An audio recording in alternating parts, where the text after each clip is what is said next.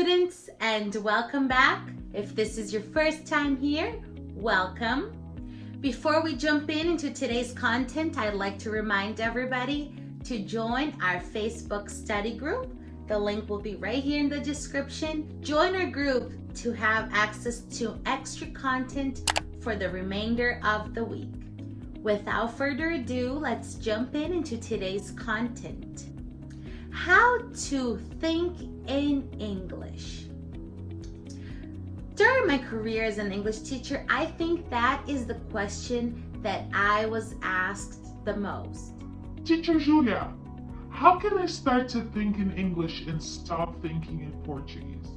Teacher Julia, I keep thinking in Portuguese in my head. How do I make it stop? Because of that, and because I know that most English learners deal with the same issues, I have prepared today a list with 5 tips that you can start using today to start helping you transition to thinking in English. Tip number 1, practice. Talk to yourself in English. Read stories out loud. Sing songs in English. Don't be shy and don't hold back. The more you practice out loud during your day, the more fluent you will become. Tip number 2, stop translating and start comprehending.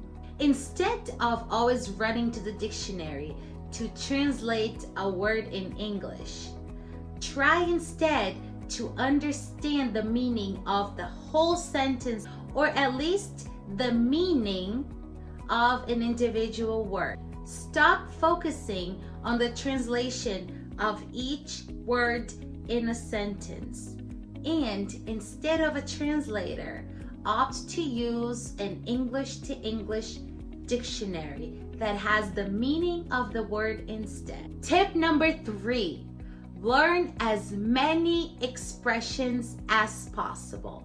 I think it's safe to say that a good part of the English language consists of whole set expressions that don't really follow a grammatical pattern. Knowing that, the best thing that you can do as a fluent English student is to learn as many expressions as possible.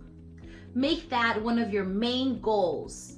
There's nothing more discouraging to an English student than translating expressions and nothing in that sentence making sense. Tip number 4, focus on one word at a time. If your English journey is just beginning, you don't have to feel overwhelmed with the concept of fluency. You can start by substituting one word in English at a time. For example, say that I need to buy a new car.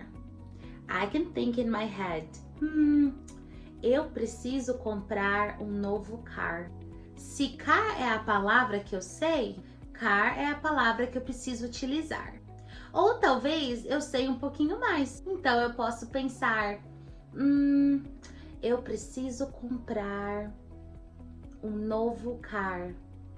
Dessa vez eu quero blue car. Deu para entender?